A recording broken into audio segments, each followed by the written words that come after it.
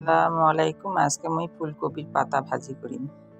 ফুলকপির পাতাগুলা তুলি আনলাম, তারপরে মুই কাটি নিবার নেক্সম চাকু দিয়ে চপিস্ট বোর্ডের মধ্যে বাহে আমরা বটি দিয়ে কাট।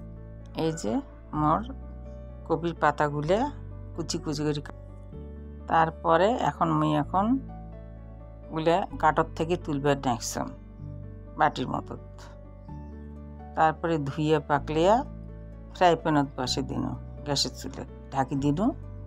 এই যে মোট ঢাকা হলো, লবণ 1 চামচ লবণ দিছম, স্কিপ হয়ে গেছে বাহে, অনেক কিছু মনে করেন না। এখন নাড়াচাড়া করবার লাগছম, ভাপ দিবার লাগছম। সিদ্ধ হলেই তেলানি দেব। এই তো সিদ্ধ, সিদ্ধর মধ্যে আবার কাঁচা মরিচ, পেঁয়াজ, রসুন দিন না। পেঁয়াজ, মরিচ, রসুন আবার সাগর দিয়ে নাড়াচাড়া করবার লাগছম সিদ্ধ করতে।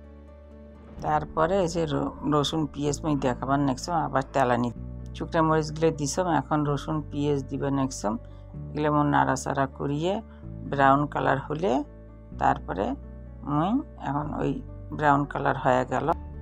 এখন মোর হইলে শাকগুলো মুই এখন চামচ দিয়ে দিয়ে ঢালি দিবার নেক্সম ফ্রাই প্যানত। পানিগুলো ঝরে নিছম, টানি নিছে পানিগুলো বাহে, শুকিয়ে নিছম কারাইয়ের মতো। এখন নিয়ে ভালো করে যে দিবার নেক্সম দিয়ে যে নাড়াচাড়া করবার লাগছি। এই তো মোর ফুলকপি শাকের ভাজা হয়ে গেল।